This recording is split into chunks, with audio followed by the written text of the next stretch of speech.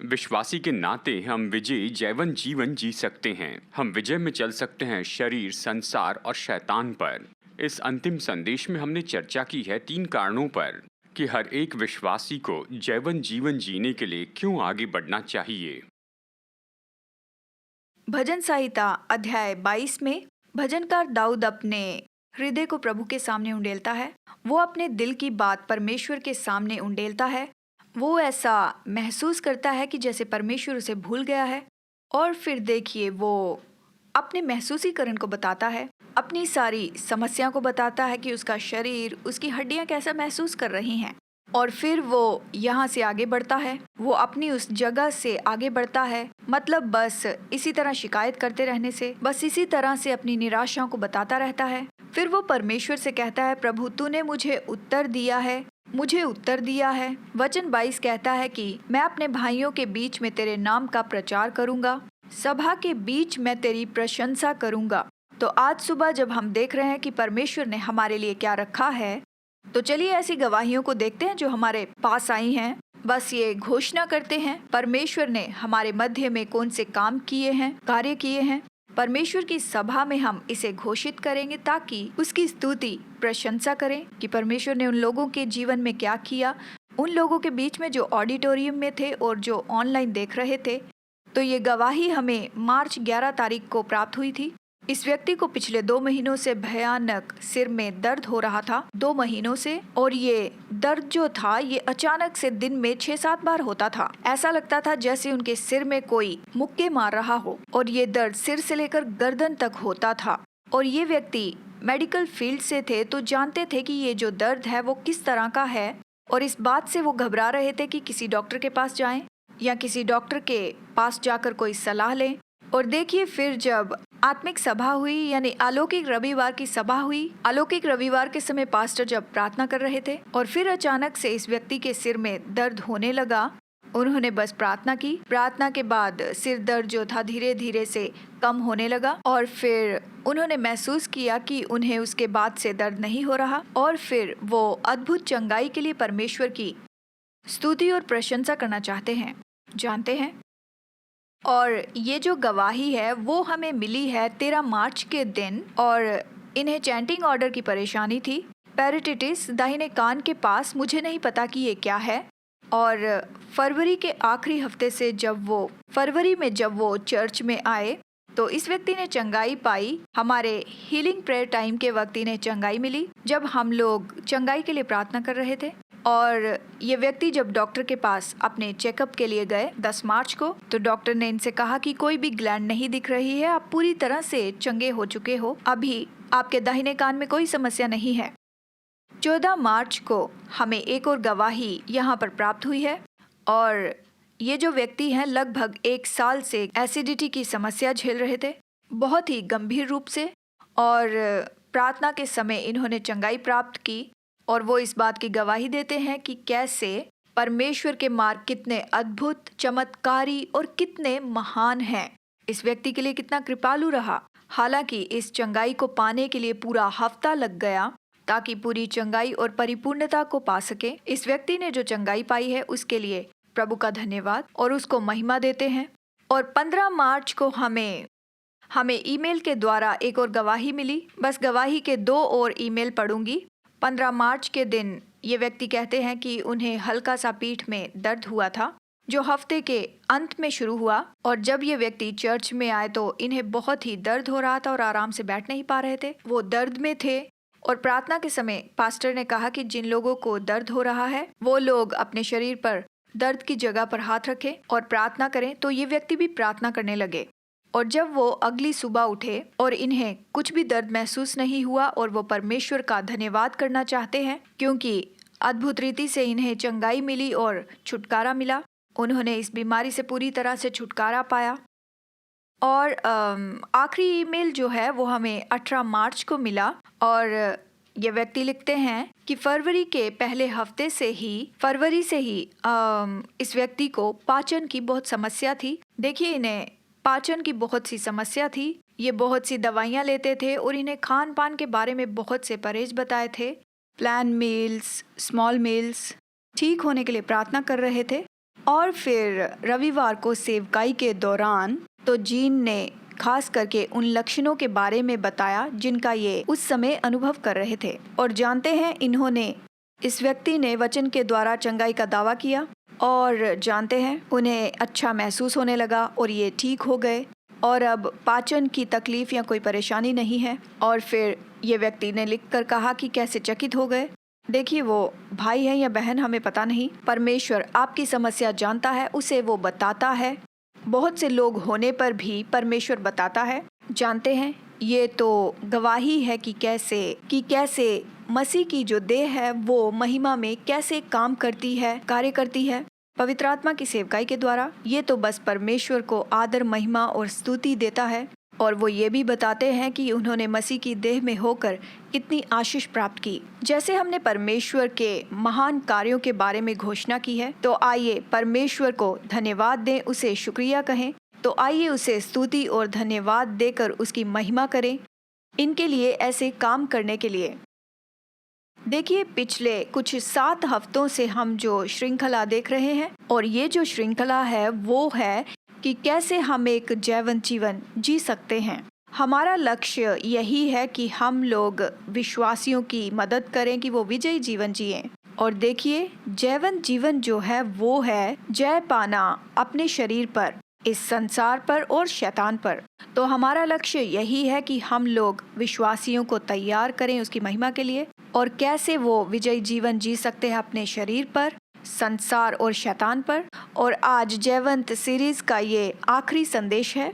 इससे पहले कि हम ये देखें कि परमेश्वर ने आज हमारे लिए क्या रखा है, इससे हम क्या सीखेंगे, तो आइए जल्दी से सारांश देखते हैं कि पिछले 7 हफ्तों से हमने क्या क्या सीखा है। पिछले 7 संदेशों में हमने इस सच्चाई को स्थापित किया कि सारे विश्वासी जयवंत जीवन जी सकते हैं। वो विजयी जीवन जी सकते हैं शरीर पर और संसार पर और शैतान पर। हम समझ चुके हैं यीशु मसीह के क्रूस को और मसीह में हमारी पहचान को, और यही तो वो बुनियाद है जिससे हम जयवंत और विजयी जीवन जी सकते हैं। हमने ये भी जाना कि परमेश्वर के वचन में जीना और साथ ही पवित्र आत्मा में जीना और उसकी सामर्थ्य में चलना, ये तो व्यवहारिक कुंजियां हैं एक उत्तम विजयी जीवन जीने के लिए। और हमने ये भी चर्चा की कि हम कैसे एक विजयी जीवन जी सकते हैं शरीर पर, हम कैसे शरीर पर विजयी हो सकते हैं। सबसे पहले हमें जानना होगा कि आप पाप की सामर्थ्य से स्वतंत्र हैं, और दूसरी बात है अपनी कमजोरी के क्षेत्र में परमेश्वर के वचन का उपयोग करना। आप परमेश्वर के वचन को लीजिए या परमेश्वर की प्रतिज्ञा को, वचन की प्रतिज्ञाओं को, और उसे बोलते चले जाएं अपनी समस्या, मुश्किलों और कमजोरी पर, और वचन को अपने जीवन में पूरा होते हुए देखें। तीसरी बात कि आप आत्मा में चलें तो अपने शरीर को क्रूस पर चढ़ाएंगे। इसका मतलब है आप जितना आत्मा की अधीनता में रहेंगे और जितना ज़्यादा आप आत्मा की संगति में रहेंगे, तो उतना ज़्यादा आपका आत्मिक व्यक्ति बढ़ता चला जाएगा और आप शारीरिक स्वभाव को भोजन नहीं दे पाएंगे, और आप इस तरह से क्रूस पर उसे चढ़ाएंगे या मार देंगे, शरीर के कामों को और शरीर की इच्छाओं और अभिलाषाओं को। और चौथा है कि आप यीशु को पहन लें, जिससे शरीर के लिए किसी भी तरह का प्रबंध नहीं कर पाएंगे। पांचवी बात है कि आप एक और विश्वासी को साथ रखें कि आपके साथ चले, आपको प्रोत्साहित करे कि वो आपके साथी हों और आपकी हर कदम पर अगुवाई कर सकें और जिंदगी की यात्रा में आपकी मदद करें। और इसी के बाद हमने इस पर चर्चा की और देखा कि हम किस तरह से इस संसार पर और इस दुनिया पर जय पा सकें। संसार में हम सामना करते हैं संसार के प्रभावों का और इसके आकर्षण का भी, और साथ ही हमारे ऊपर संसार की चिंता और संसार का दबाव होता है, और हम सताव और मुश्किलों का सामना किया करते हैं, संघर्षों और परीक्षाओं का हम क्लेश में से जाते हैं। संसार में हम इन सारी चीज़ों का सामना करते रहते हैं। हमने बाइबल से 4 निर्देशों को प्राप्त किया है जिससे हम जयवंत जीवन जी सकते हैं इस संसार के ऊपर, और साथ ही मैंने 4 बातें जो आपको बताई हैं कि आप अपनी इच्छाओं को ऊपर की बातों पर लगाते जाएं, और दूसरी बात है कि आप वचन और आत्मा के द्वारा शुद्ध हो जाएं। यहाँ पर शुद्ध होने का मतलब है कि आप पवित्र हो जाएं। हम लोग केवल तब अलग और पवित्र हो सकते हैं जब वचन हमारे जीवन में काम करता है, हमें बल देता है, वो हमें पवित्र बनाता है। और यही पवित्र आत्मा की सामर्थ है जो कि हमारे अंदर काम करता है कि हम शरीर की इच्छाओं को और अभिलाषाओं को मार दें। और तीसरी बात है, परमेश्वर के ऊपर विश्वास रखें और मन को नया बनाएं। नया बनाया हुआ मन तो नया मन है। हमारा मन तब नया बनता है जब हम परमेश्वर का वचन लेते हैं, जब वचन हमारे मन और विचारों को भर देता है और हम विश्वास से जीवन जीते हैं, दृष्टि के द्वारा नहीं। और चौथी बात है, आत्मिक मनोदशा रखें और पृथ्वी पर बुद्धिमान बने। और फिर पिछले रविवार को हमने ये भी चर्चा की कि शैतान के ऊपर कैसे विजयी हों, और साथ ही बाइबल के 4 सिद्धांतों पर हमने चर्चा की, निर्देशों के बारे में जिनका हम अपने जीवन में उपयोग कर सकते हैं। शैतान के ऊपर तो पहली बात को हमें जानना है कि शैतान हराया गया है जब यीशु मसीह क्रूस पर मरा। जानते हैं, उसने केवल हमारे पापों को ही नहीं उठाया पर उसने शैतान को भी हरा दिया। अब उसके पास कोई सामर्थ अधिकार नहीं है। यीशु ने उस विजय को हमारे साथ बांटा है। अब हम उस विजय में चल फिर सकते हैं। हम उस विजय की घोषणा कर सकते हैं आने वाली हर शैतान की हर एक बुरी शक्तियों के ऊपर, और हम उस पर खड़े हो सकते हैं यीशु के नाम में और क्रूस के पूरे किए गए काम पर। दूसरी बात यह है कि शत्रु की युक्ति के बारे में आप सचेत रहें, क्योंकि हमारा शत्रु धोखा देने वाला और वो झूठा है और अचानक से वो कुछ भी करता है। हमारे जीवन में रेंगते हुए आता है, गरजते हुए सिंह की नाई हमें फाड़ डालना चाहता है, और वो चोरी करने, नाश करने और घात करने आता है। तो इसीलिए हमें शत्रु की युक्ति के बारे में सचेत रहना है। इसीलिए परमेश्वर के साथ बने रहें हमेशा और युद्ध करते रहें और शत्रु पर जयवंत हो जाएं। और तीसरा है, सचेत हो जाएं, शत्रु को मौका ना दें, किसी भी तरह का अवसर ना दें। और चौथा है, अपने आत्मिक हथियारों का आप उपयोग करें। तो परमेश्वर केवल यही नहीं कहते कि कलवरी के क्रूस के ऊपर मैंने तुम्हें विजय दे दी है, तो उस विजय का आप उपयोग करो जो मैंने क्रूस के ऊपर पाई है, पर साथ ही उसने हमें जरूरी हथियार भी तो दिए हुए हैं, वचन और मेमने का लहू। उसने हमें पवित्र आत्मा दिया हुआ है, उसने हमें अधिकार और सामर्थ भी दी हुई है, और उसने हमें परमेश्वर के सारे हथियार भी दिए हुए हैं, जिसके बारे में इफिसियों 6 बताता है। और ये सब कुछ परमेश्वर ने हमें दिया हुआ है। जीवन और सुभक्ति के लिए उसने हमें सब कुछ दिया हुआ है। हम जीवन में इन हथियारों का उपयोग कर सकते हैं, और अवश्य ही हमारे पास परमेश्वर की सामर्थ है, और पवित्र आत्मा की सामर्थ जो काम करता है और हमारी अगुवाई करता है, वो 24 घंटे हमारे साथ रहता है। तो आज हम देखने वाले हैं कि जयवंत जीवन हम कैसे जिएं। तो ठीक है, हम किस तरह से जयवंत जीवन जी सकते हैं। जयवंत और विजयी मसीह जीवन जीना, क्या ये सरल है? क्या ये आसान है? हाँ या ना? शायद कई बार हाँ तो कई बार ना। क्या ये आसान है? कितने लोगों के लिए आसान है? ठीक है, हाँ ये आसान नहीं है, लेकिन इसीलिए हमें निश्चय करना है और उन बातों पर काम करना है जिनका प्रबंध परमेश्वर ने हमारे लिए किया है। जानते हैं, ऐसा नहीं कि परमेश्वर ने हमें यहाँ रखा और क्रूस पर अपना काम पूरा नहीं किया और हम जी रहे हैं। उसने हमें सब कुछ दिया है और सारी बातों का प्रबंध किया है। तो इसीलिए हमें परमेश्वर के साथ मिलकर काम करना है। हमें परमेश्वर और पवित्र आत्मा के साथ मिलकर काम करना है, और निश्चित रूप में हमें परिश्रम करना है कि जो परमेश्वर ने हमें दिया है उसमें हम चलते चले जाएं। जब प्रभु यीशु आया तो उसने परमेश्वर का राज्य और स्वर्ग के राज्य के बारे में हमें बताया। हमारे इस क्षेत्र में अब परमेश्वर का राज्य और स्वर्ग का राज्य क्या है? तो परमेश्वर का राज्य बताता है कि ये राज्य किसका है। तो परमेश्वर का राज्य किसका राज्य है? परमेश्वर का राज्य है, ठीक है। और स्वर्ग का राज्य बताता है कि ये राज्य कहाँ से शुरू हुआ। तो फिर बताइए, ये राज्य कहाँ से शुरू हुआ? स्वर्ग से। ये पृथ्वी का तो नहीं है, ये तो पृथ्वी के बाहर का क्षेत्र है, और ये आत्मिक क्षेत्र है, और इसे कहते हैं स्वर्ग। तो एक तरफ देखिए, यीशु ने कहा कि स्वर्ग का राज्य निकट है, वो बहुत निकट है। इसका मतलब है स्वर्ग का राज्य निकट है, मतलब वो करीब है, उस तक पहुंचा जा सकता है। हम सबके लिए, मतलब हम सब विश्वासियों के लिए जो परमेश्वर की संतान है, नया जन्म पाए हैं, तो हम भागी हैं परमेश्वर के राज्य के, स्वर्ग के राज्य के, और हमारी पहुंच होती है उस राज्य की सामर्थ्य में, उस राज्य के अधिकार में, प्रभु के राज्य में, प्रभु की उपस्थिति में, और हमारी पहुंच होती है प्रभु राज्य की आशीष में। और यीशु ने ये भी कहा कि पिता को ये भाता है कि उसकी संतान को वो अपना राज्य दे दे, और उसने ये भी कहा कि हमें स्वर्ग के राज्य में प्रवेश करने के लिए छोटे बच्चों के जैसे होना होगा। अब यीशु इसीलिए आया कि हम में परमेश्वर का राज्य लेकर आए और हमें परमेश्वर के राज्य में लेकर आए। तो यीशु हमें परमेश्वर के लाने के लिए आया था और वो राज्य हम में लाया। तो परमेश्वर की संतान होने के नाते परमेश्वर का राज्य हम में स्थापित हो जाता है। तो ये परमेश्वर के राज्य का एक दृष्टिकोण या फिर एक पहलू है। और दूसरी ओर परमेश्वर ने कहा कि हमें सक्रिय बनना चाहिए, हमें योद्धा बनना है ताकि हम उस राज्य का अनुभव कर सकें। और यीशु ने ये भी कहा कि हमें योद्धा होना है, सक्रिय होना है, ताकि हम परमेश्वर के राज्य का अनुभव कर सकें। और इसके बारे में बताया है मत्ती अध्याय 11 वचन 12 में। ये कहता है कि यूहन्ना बपतिस्मा देने वाले के दिनों से अब तक स्वर्ग के राज्य में बलपूर्वक प्रवेश होता रहा और बलवान उसे छीन लेते हैं।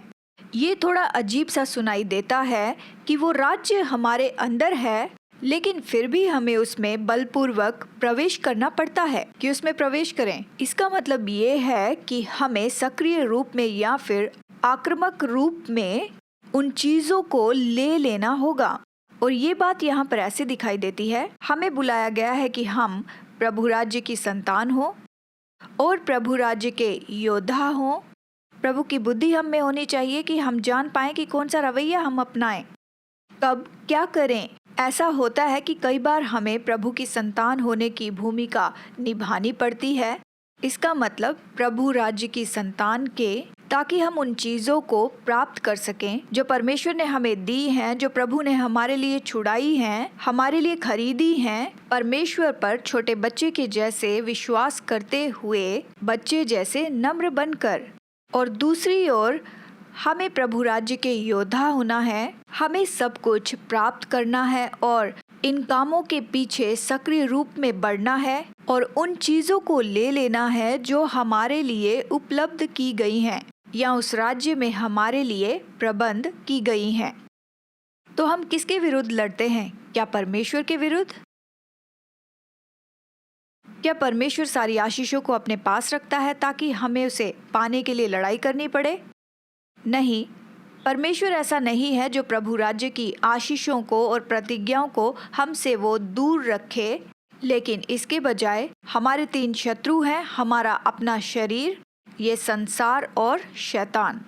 ये वो शत्रु हैं जिन्हें हम लोगों को दूर करना होगा, जिस पर हमें जयवंत होना होगा ताकि हम इस राज्य को प्राप्त कर सकें, ताकि जो परमेश्वर ने हमारे लिए प्रबंध कर रखा है उसे हम पा सकें। तो निश्चय ही हमें सक्रिय रूप में डटे रहना है, कोशिश करनी है, आगे बढ़ना है, डटे रहना है ताकि हम उन चीज़ों को ले सकें जो हमारे लिए परमेश्वर ने रखी हैं। ये हम तक अनुग्रह के द्वारा आता है, हमें ये मुफ्त में मिलता है। ये तो सिक्के का एक पहलू है, लेकिन दूसरा पहलू कि कई बार हमें सक्रिय होना है, आक्रामक, और साथ ही और जो कुछ परमेश्वर ने हमारे लिए रखा है उसे ले लेना है। तो जो जिज्ञासा से भरे हैं, जलन से भरे हैं, आक्रामक और बलपूर्वक लेने वाले लोग, आत्मिक रीति से ये वो लोग हैं जो प्रभु राज्य की आशीषों का आनंद उठाएंगे और प्रभु राज्य की उन चीज़ों का जो प्रभु राज्य में हमारे लिए उपलब्ध की हैं। तो अगर हम बलपूर्वक इसे नहीं लेंगे या आत्मिक बातें जो है उन्हें लेने की कोशिश नहीं करेंगे, तो फिर हम लोग हारा हुआ जीवन जीने के जोखिम में पड़े रहेंगे। एक विश्वासी होने के नाते हम उन आशीषों को भी खो देंगे जो मसीह यीशु ने हमारे लिए खरीदी हैं। जो कुछ भी उसने हमारे लिए उपलब्ध किया है या फिर हमारे लिए प्रबंध किया है। तो चलिए मैं आपको उदाहरण देती हूँ ताकि आप ये समझ पाएं कि मैं क्या कह रही हूँ या कहना चाहती हूँ, या यीशु ने जो हमें करने के लिए कहा है। तो चलिए उत्पत्ति अध्याय 32 में हम देखते हैं, यहाँ हम याकूब के बारे में देखते हैं। वो बहुत ही मुश्किल परिस्थिति में था, वो तनाव में था, वो मुश्किल में था और वो चिंता में था। वो परेशान था कि उसका भाई एसाव आने वाला है, उससे युद्ध करेगा, कि वो सारी चीजें ले लेगा जिसके लिए उसने इतने सालों तक काम किया। तो फिर वो अपने परिवार को दलों में बांटकर अलग अलग दिशाओं में भेज देता है और वो उस रात अकेला था और उस रात वो परमेश्वर से कुश्ती करता है। तो जैसे वो परमेश्वर के साथ कुश्ती करता है, जानते हैं ये उत्पत्ति में कहता है, तो वो उस मनुष्य पर जयवंत हो जाता है। कुछ अनुवाद कहता है कि वो परमेश्वर का दूत था। और फिर जब सुबह होने का समय आता है, जब सुबह सुबह का समय होने का था और जब परमेश्वर वहाँ से जाना चाहता था और वो कहता है कि तू मुझे जाने दे, पर याकूब कहता है कि मैं तुझे तब जाने दूंगा जब तू मुझे आशीष देगा। तो यहाँ पर हम लोग देखते हैं कि याकूब अपनी आशीष पाने के लिए आक्रामक हो जाता है ताकि वो अपनी आशीष पा सके, और हम देखते हैं कि उसने आशीष प्राप्त की। और जानते हैं और फिर उसके लिए और इसकी आने वाली पीढ़ी के लिए एक ईश्वरीय मंजिल तय की गई। देखिए इस तरह से। तो चलिए आज के जीवन से भी मैं आपको एक उदाहरण देती हूँ। बहुत ही व्यवहारिक उदाहरण है। मैं आधा घंटा रोज पैदल चलती हूँ, हर रोज अपने घर के पास के पार्क में। एक और हिंदू बहन है जिन्होंने अभी अभी उद्धार पाया है, वो भी वहाँ आती हैं उसी पार्क में इवनिंग वॉक के लिए। और मैंने उन्हें कई महीनों तक नहीं देखा और फिर जानते हैं, और अचानक से एक दिन हमने एक दूसरे को देखा और हम बहुत उत्साहित हुए। और फिर उन्होंने मुझे बताया कि कैसे परमेश्वर उनके जीवन में काम कर रहा है, कैसे चमत्कार कर रहा है। उनकी गवाही और उनके चमत्कार सुनना सच में बहुत ही अद्भुत था। उन्होंने बताया कि कितने सुंदर तरीके से परमेश्वर ने एक व्यक्ति को उनके जीवन में लाया और वो विश्वासी हैं और उनका विवाह हो गया। और फिर इस बहन के 2 मिसकैरेज हो गए, जिसके कारण वो पूरी तरह से बिखर गई थी और वो टूट गई थी। लेकिन वो जान गई थी कि परमेश्वर का कोई उद्देश्य या फिर इच्छा उसके जीवन के लिए ये नहीं है। और फिर हर सुबह जब भी पति जब ऑफिस के लिए निकल जाते थे, इस बहन ने 3 महीनों तक अपने आप को पूरी तरह से प्रार्थना के लिए समर्पित किया। बस परमेश्वर की प्रतिज्ञाओं को बोलती रही, दावा करती रही, वचन बोलती रही, डटी रही, परमेश्वर को पुकारती रही। 3 महीनों के बाद वो गर्भवती हो गई। और फिर क्या हुआ जानते हैं? इस बहन की प्रेगनेंसी इतनी आसान तो नहीं थी। इस बहन को ब्लड शुगर थी और इनकी शुगर बहुत ही ज़्यादा बढ़ जाती थी। अगर मैं गलत नहीं हूँ तो उन्होंने बताया था कि 460 के ऊपर हो जाती थी। रात के समय वो कांपती थी और पसीना पसीना हो जाती थी और पति उसे कसकर थाम लेते थे। और जिस डॉक्टर के पास वो जाती थी, एक क्रिश्चियन लेडी थी, वो एक विश्वासी लेडी थी। उन्होंने कहा कि मैं जानती हूँ कि परमेश्वर पर विश्वास रखना सही बात है, लेकिन ये पूरी तरह पागलपन है। वो जानती थी कि ये परमेश्वर ने नियुक्त किया है। वो प्रार्थना करती थी, वो डटी रही और इसके लिए लड़ाई करती रही। और 9 महीने के अंत में अवश्य ही उसने नॉर्मल डिलीवरी के लिए प्रार्थना की थी, प्रभु से मांगा था, लेकिन उसे फिर भी सिजेरियन करवाना पड़ा। उसने कहा कि मैं नॉर्मल डिलीवरी करवा सकती थी, लेकिन अंत में मैं चिंता और भय के साथ में भर गई थी। इन सारे दबाव में आकर मैं हिम्मत हार गई, लेकिन मैं जानती हूँ कि मैं अगर हिम्मत नहीं हारती तो मेरी नॉर्मल डिलीवरी होती। फिर उसने एक तंदुरुस्त लड़के को जन्म दिया।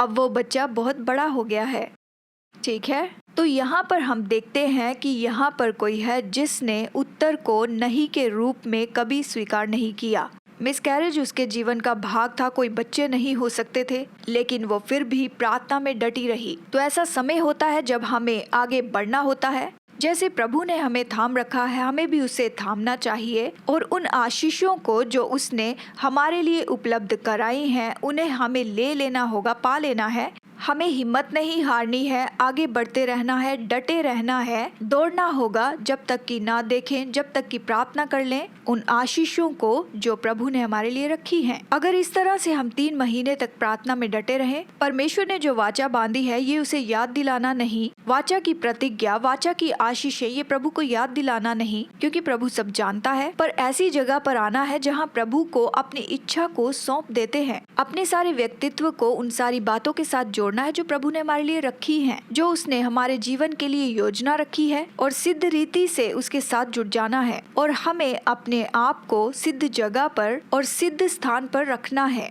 ताकि हम परमेश्वर की आशीषों को प्राप्त कर सके।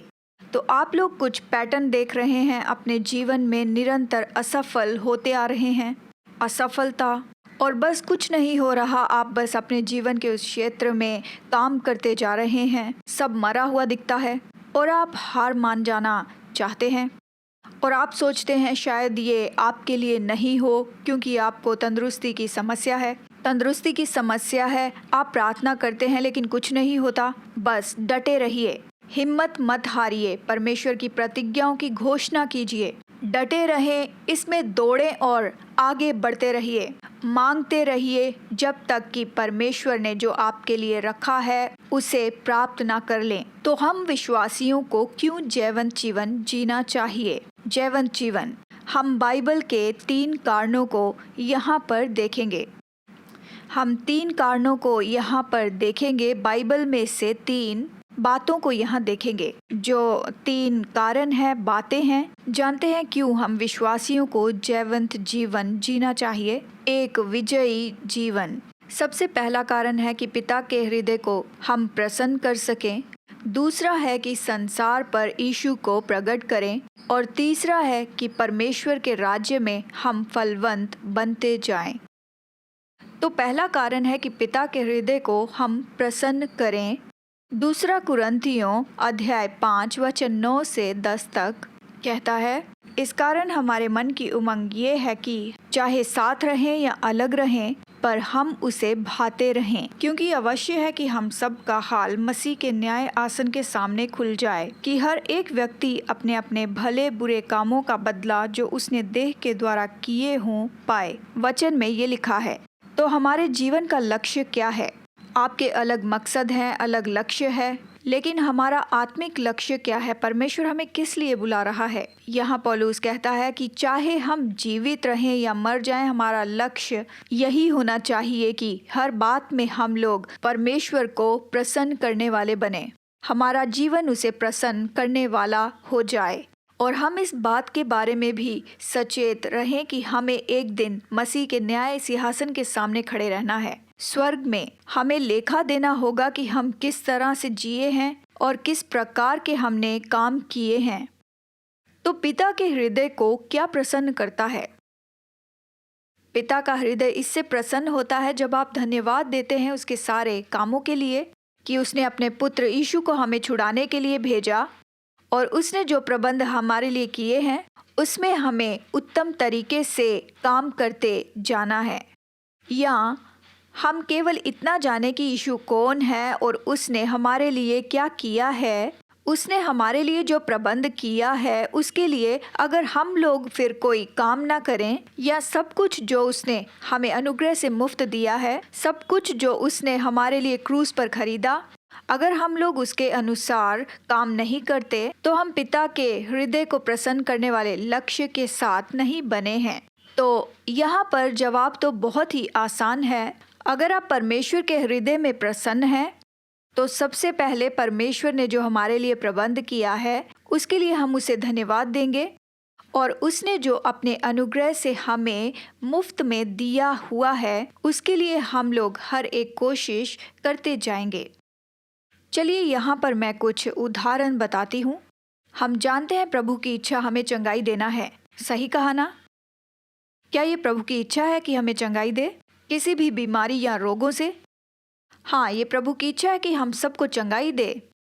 और देखिए यहाँ पर ये प्रभु की इच्छा है कि जितने भी लोग विश्वास से उसके पास आते हैं प्रभु उन्हें चंगाई दे विश्वास के साथ। लेकिन अगर आप ये सोचते हैं कि बीमारी और रोग, इसके लिए प्रभु की मेरे जीवन में इच्छा है, मैंने प्रार्थना की लेकिन फिर भी ये ठीक नहीं हुआ, शायद हो सकता है इसके लिए प्रभु की इच्छा है कि मैं इसी में ही जीऊं और इसके साथ मरूं, तो सच में जो प्रबंध प्रभु ने हमारे लिए करके रखा है हम उसमें काम नहीं कर रहे हैं, जो उसने क्रूस पर हमारे लिए खरीदा है, जो उपलब्ध किया है। क्योंकि वचन कहता है कि उसके कोड़े खाए जाने से हम चंगे हुए हैं।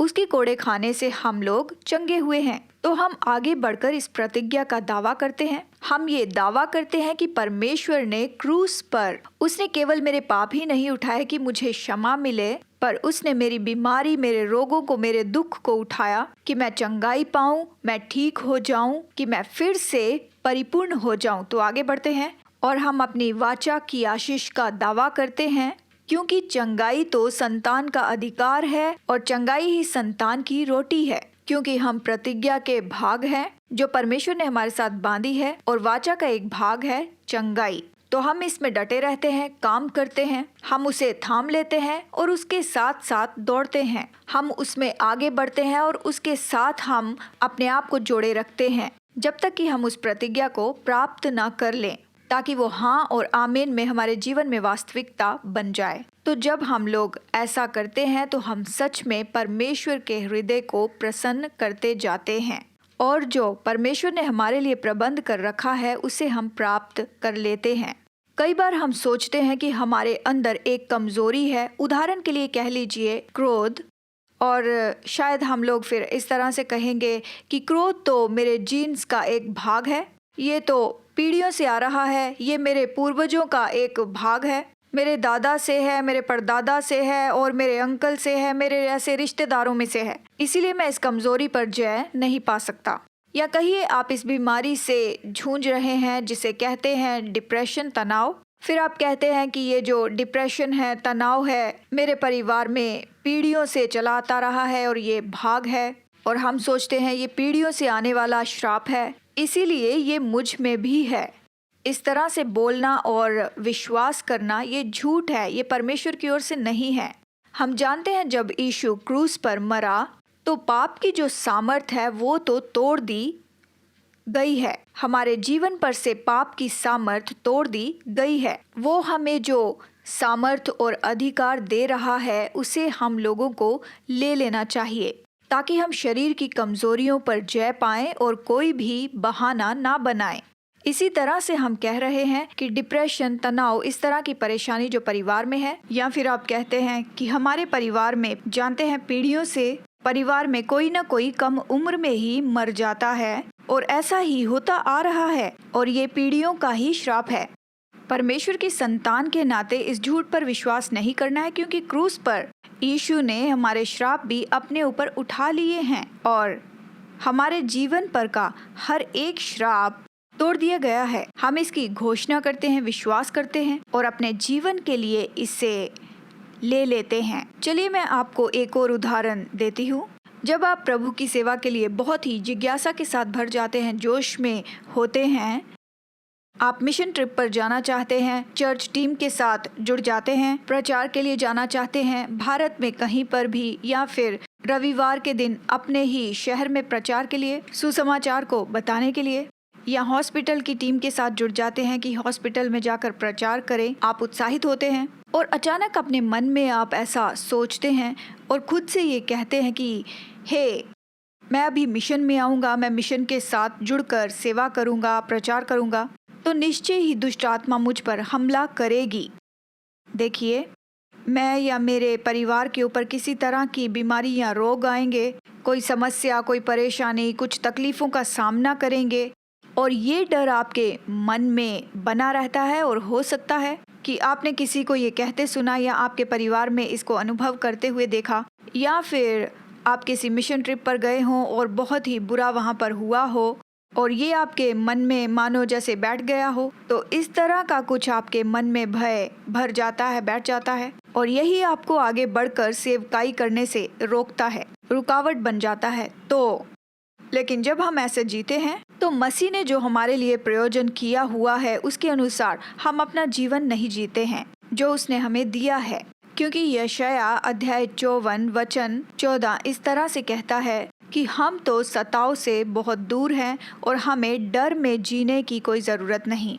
पहला यूहन्ना 5:18 कहता है, हम प्रभु से जन्मे हैं, हम परमेश्वर की संतान हैं और वो दुष्ट हमें किसी भी तरह छू नहीं सकता है। पहला यूहन्ना 4:4 कहता है, जो संसार में रहता है उससे भी बड़ा परमेश्वर का आत्मा मुझ में रहता है। जो संसार में है उससे भी बड़ा मुझ में है। ये है पहला यूहन्ना अध्याय 4 वचन 4।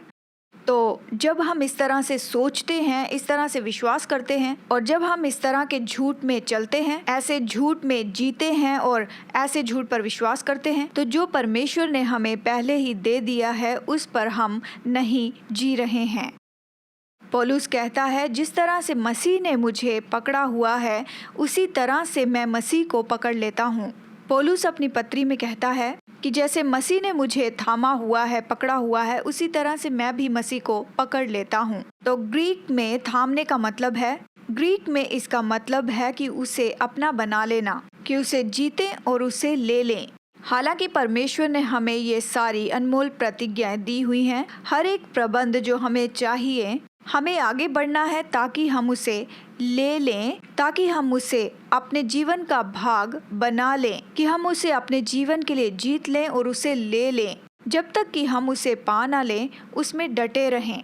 यीशु ने शाऊल को यानी पौलुस को दमिश्क के मार्ग पर पकड़ लिया, दमिश्क के मार्ग में उसके बदलाव के समय में, और अब पौलुस मसीह में अपने जीवन की परिपूर्णता में जीना चाहता था। देखिए, जब तक कि उसने मसीह को नहीं पाया तब तक वो संतुष्ट नहीं था। तो सच में कौन सी बात पिता के हृदय को प्रसन्न करती है? पिता के दिल की इच्छा यही है, जब हम लोग उसे प्रसन्न करने के लिए जीते हैं, जो चीजें उसने हमारे लिए प्रबंध की हैं, उन चीजों को जब हम लगन से ढूंढते हैं। अगली बात कि हम विश्वासियों को क्यों जयवंत जीवन जीना है, कि यीशु मसीह को संसार पर प्रकट करे।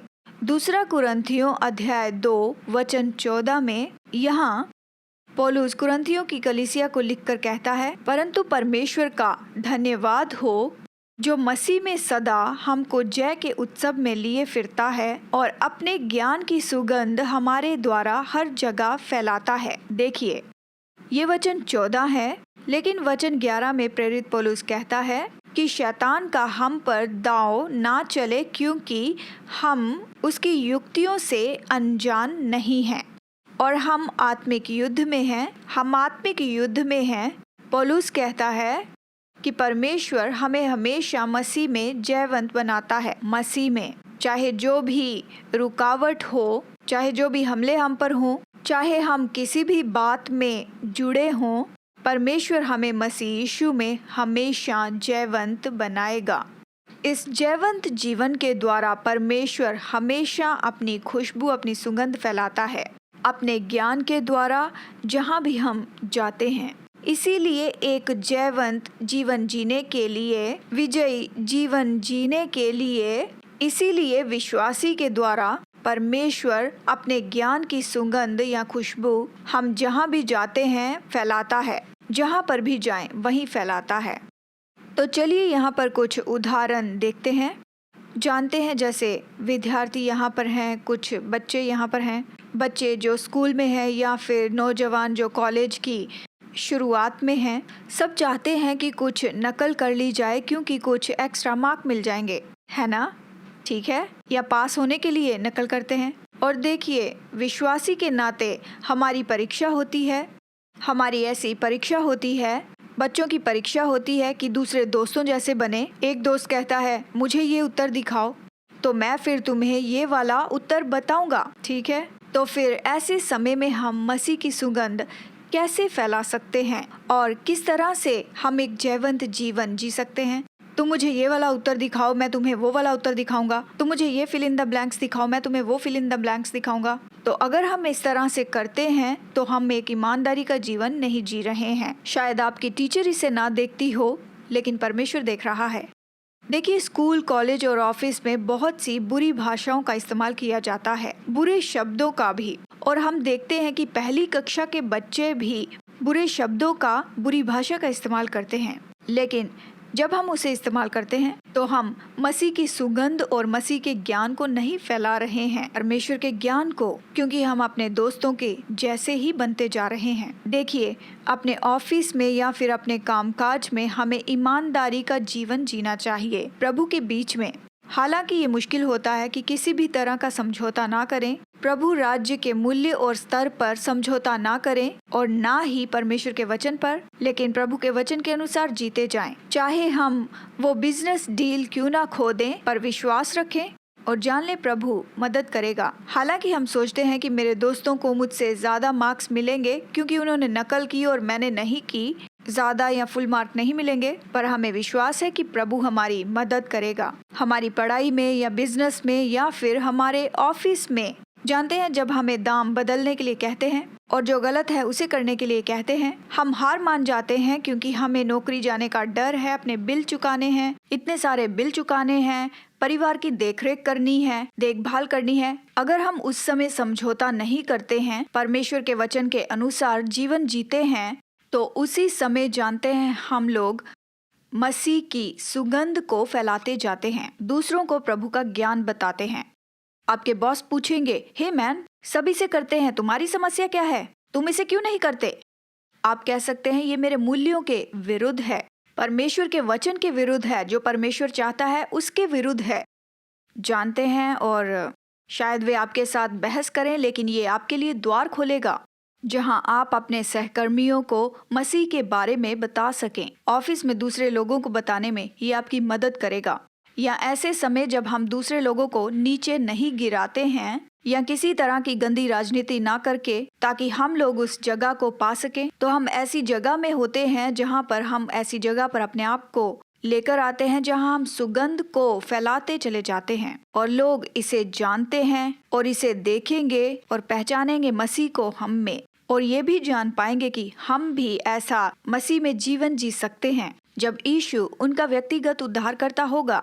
देखिए, अगर आप इन बातों का समझौता नहीं करते हैं, प्रभु के वचन में समझौता नहीं करते हैं कि बहुत ही आसानी से सफलता की सीढ़ियों को चढ़ सकें, लेकिन परमेश्वर उसका आदर करेगा चाहे हम उसी जगह पर हों और उसी जगह पर वही तनख्वाह पाएं अगले कुछ सालों तक। लेकिन परमेश्वर जानता है वो अपने ईश्वरीय तरीके के साथ और अपनी महान सामर्थ में, अपनी शक्ति में वो कुछ ऐसा करेगा कि आप ऊंचे उठाए जाएंगे। पर हमें अपनी जगह पर खड़े रहना है, हमें समझौता नहीं करना। जानते हैं, लोग बहुत ही सरल बातों में और मसीह को आप में देख सकते हैं, जान सकते हैं। एक बार ऐसा हुआ कि हम लोग साइट सीइंग टूर पर जा रहे थे।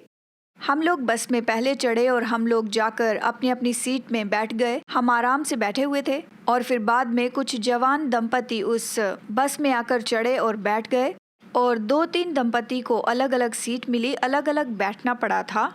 लेकिन जिनके बगल में सिंगल सीट थी तो उन्होंने उनसे विनती की कि उन्होंने कहा कि क्या आप दूसरी सीट पर जाकर बैठ सकते हैं, लेकिन वो नहीं चाहते थे। और फिर ये विनती बहस में बदल गई और फिर वो झगड़ा करने लगे, एक दूसरे के साथ में बहस करने लगे। और ये जो सिंगल लोग थे जो टूर में आए हुए थे, और फिर आखिरकार मेरे पिताजी ने मुझसे कहा कि तुम लोग क्यों ना दूसरी जगह पर जाकर बैठ जाते हो, तुम जाकर दूसरे लोगों के साथ अलग अलग सीट पर जाकर बैठ जाओ दूसरे लोगों के साथ, ताकि ये जो कपल है ये बैठ सके। तो हमने कहा कि चलो ठीक है, हमने कहा आप हमारी सीट पर आ जाइए, हम वहाँ जाते हैं। उन्होंने हमें धन्यवाद दिया ही, लेकिन उसी के साथ उन्होंने हमें ये सवाल किया कि क्या आप क्रिश्चियन हैं? मैं हैरान हो गई। बस अपनी सीट पर से उठ के किसी और को अपनी सीट देना और फिर वो हमसे ये पूछते हैं कि आप लोग क्रिश्चियन हैं।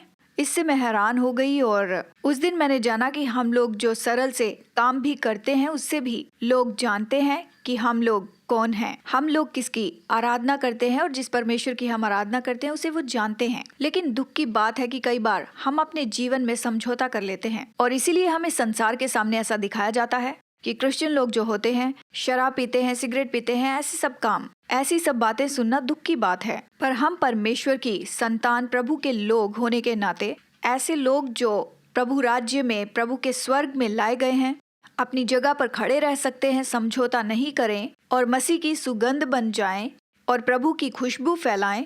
जहां भी वे जाते हैं प्रभु का ज्ञान फैलाएं। तीसरी बात क्या है ये हम देखेंगे कि विश्वासी के नाते हमें जैवंत जीवन क्यों जीना है, कि हम प्रभु के राज्य में फलवंत बनते जाएं। दूसरा पत्रस अध्याय 1 वचन 3 से 9 तक पत्रस हमें बताता है कि जीवन और सुभक्ति से संबंधित सारी बातों को परमेश्वर ने हमें दिया है, उसने हमें दे दिया है। वो कहता है कि ये महान और अद्भुत प्रतिज्ञाएं जो परमेश्वर ने हमें दी हैं, तो हम परमेश्वर के ईश्वरीय स्वभाव में भागी हो गए हैं और हम उस नैतिकता की सड़ाहट से छूट गए हैं जो इस संसार में है। और यही तो एक विश्वासी का जयवंत विजयी जीवन होता है। तो पतरस यहाँ पर विश्वासियों को ये सलाह देता है कि अपने विश्वास में इन 7 महत्वपूर्ण बातों को जोड़ ले, जरूरी बातों को। तो हम अपने विश्वास में क्या जोड़ते हैं? ये कहता है कि अपने विश्वास में सद्गुण जोड़ो, समझ और संयम, धीरज और भक्ति, भाईचारे की प्रीति और प्रेम। मैं फिर से कहूँगी, ये कहता है विश्वास में सद्गुण जोड़ो, समझ और संयम भी, धीरज और भक्ति, भाईचारे की प्रीति और प्रेम। हम 2 वचनों को और पढ़ेंगे। इसके जो हैं वचन 3 और वचन 9, माफ कीजिए, हम इसके 2 वचन पढ़ेंगे, वचन 8 और 9। क्योंकि यदि ये बातें तुम में वर्तमान रहें और बढ़ती जाएं, तो तुम्हें हमारे प्रभु यीशु मसीह की पहचान में निकम्मे और निष्फल ना होने देगी। ये कहता है क्योंकि जिसमें ये बातें नहीं वो अंधा और धुंधला देखता है और अपने पिछले पापों से धुलकर, ये कहता है अपने पिछले पापों से, पुराने पापों से धुलकर शुद्ध होने को भूल बैठा है। देखिए वो कैसे इन बातों को एक साथ जोड़ता है कि हम अपने मसीह चाल चलन में पूरी तरह से फलवंत हों। तो पतरस कहता है जब हम ईश्वरीय स्वभाव में अपना जीवन जीते हैं, महान और अनमोल प्रतिज्ञाओं के द्वारा जीते हैं, इस संसार की नैतिकता की सड़ाहट से बहुत दूर जीते हैं और अपने विश्वास में जोड़ते हुए और बढ़ते हुए, तो हम एक अच्छा और फलवंत मसीह जीवन जी सकेंगे और हम उन उद्देश्यों और योजनाओं में बढ़ते जाएंगे जो परमेश्वर ने हमारे लिए रखी हैं और हम उसके राज्य के लिए फल लेकर आएंगे। और देखिए, फलवंत होना जानते हैं, ये तो फलवंत होना जो है वो तो भीतर से बाहर काम करता है, अपने भीतर से लेकर बाहर तक। अपने जीवन में फलवंत होना ये भीतर से बाहर काम करता है। ये ऐसा नहीं होता कि हम अपनी इच्छा शक्ति से कुछ पा सकते हैं, पर ऐसा है जिसे हम परमेश्वर की सामर्थ्य से पा सकते हैं और पवित्र आत्मा के द्वारा जो विश्वासी लोगों में और उनके द्वारा काम करता है। फलवंत होना ये परमेश्वर का हमारे जीवन में काम है और उसके अनुग्रह का हमारे जीवन में काम है। तो परमेश्वर के राज्य में फलवंत जीवन कैसे दिखाई देता है? तो ये जो अच्छे फल हैं वो दिखाई देते हैं हमारे बर्ताव में, हमारी मनोदशा, हमारी जीवन शैली में, आकर्षण और हमारी क्रियाओं में। और जिन चीज़ों को हम पहले पसंद किया करते थे वो चीज़ें हमारे लिए बोझ बन जाती हैं और हम उससे पूरी तरह से अलग हो जाना चाहते हैं। एक समय था जब हम उन पापों में फंसे हुए थे, उन चीज़ों में, लेकिन अब नया जन्म पाया है। तो जो फल हम लाते हैं वो ये है कि अब वो पाप हमें पसंद नहीं आते, हम उनके साथ जुड़ना नहीं चाहते, वो हमारे लिए अपमानित है और वो अब हमारे लिए बोझ हैं। हम मसीह के प्रेम से एक दूसरे के साथ में प्रेम करते हैं। हमने जो क्षमा पाई है, हम आसानी से उस क्षमा के साथ दूसरों को क्षमा करते हैं। परमेश्वर की सामर्थ हम में काम करती है कि हम दूसरों को क्षमा करें जिन्हें हम पहले कभी भी क्षमा नहीं करना चाहते थे। ये हमें मौका देता है कि हम सबकी भलाई चाहें और उनके लिए हम लोग भलाई करें।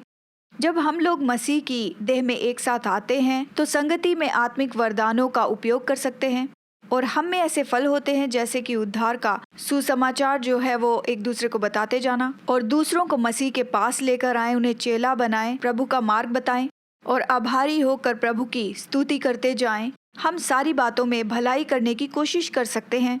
जानते हैं, जब हम प्रभु के लिए ऐसा करते हैं, हम इसे इसलिए नहीं करते कि हम लोग शोहरत पाएं, कि हम कौन हैं इस पर घमंड करें, आत्मिक परिपक्वता को दिखाएं, लेकिन हम जो कुछ भी करते हैं हम इसीलिए करते हैं कि परमेश्वर को हमारे जीवन से महिमा मिले। और ऐसा भी समय होता है कि हम पापों का अंगीकार करते हैं और प्रार्थना करते हैं कि परमेश्वर हमारे जीवन में काम करे, अपने आप को समर्पित करें कि पवित्र आत्मा का शुद्ध करने का काम हम में हो, ताकि हम प्रतिदिन शुद्ध होकर अपने मन में हम लोग नए होते जाएं।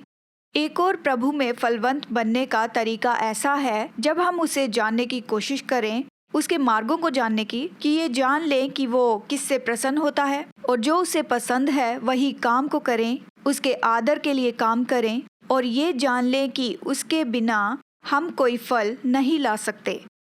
अब पतरस ये कहता है कि अगर हम इस मार्ग पर जाएं या फिर हम लोग ये रास्ता अपनाएं, तो वो कहता है कि विश्वासी ऐसा है जो इसे जानता है कि उसे क्या दिया गया है या फिर उसने क्या पाया है, उसके बारे में सचेत होता है और प्रभु के राज्य के लिए वो फल लेकर आता है। लेकिन अगर हम इन बातों को नहीं लेते हैं तो पतरस कहता है कि विश्वासी अंधा है और वो भूल गया है कि परमेश्वर ने उसके लिए क्या क्या काम किए हैं। जानते हैं, तो जैसे कि हम इस सीरीज के अंत में आ पहुंचे हैं कि हम कैसे जयवंत जीवन जी सकते हैं।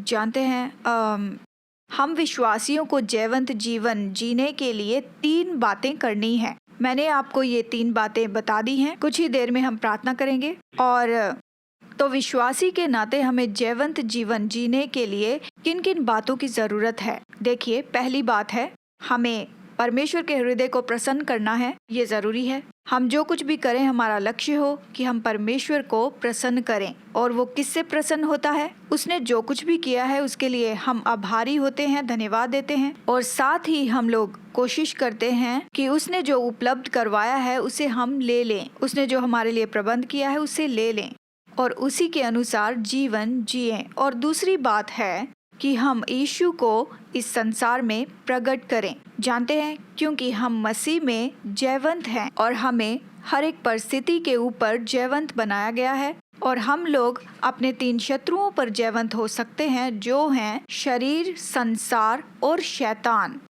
और देखिए, जब हम जयवंत जीवन जीते हैं तो हम लोग मसीह की सुगंध को फैलाते हुए जाना है। हम जहाँ भी जाएं मसीह के ज्ञान को फैलाते जाएं, यीशु मसीह के ज्ञान को। और तीसरी बात है जो हम विश्वासियों को जयवंत जीवन जीने के लिए करनी है कि परमेश्वर के राज्य में फलवंत हो जाएं। और मैंने इसे बताया है कि एक फलवंत जीवन परमेश्वर के राज्य में कैसे दिखाई देता है।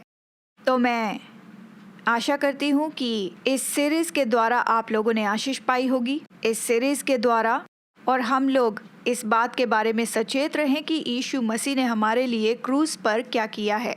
देखिए, ये ऐसी बात ना बन जाए कि ये तो 2000 साल पहले हुआ है, लेकिन ये आपके लिए एक वास्तविकता बन जाए। ये ऐसा हो जो हमारे जीवन में बहुत ही व्यक्तिगत हो कि हम लोग इसके लिए जिएं और इसे थाम लें, जिसके साथ हम लोग दौड़ें जब तक कि हम परमेश्वर के उद्देश्यों और उसके योजनाओं को अपने जीवन में पूरा होते हुए ना देखें, ताकि मसीह ने जिन बातों को थामा उन बातों को हम लोग थाम लें और उस जीवन को जिएं जिसे परमेश्वर ने अपने जीवन के द्वारा खरीद लिया है, हम में से हर एक के लिए अपना बहुमूल्य लहू बहाकर। तो आइए हम सब प्रार्थना के लिए खड़े हो जाएं।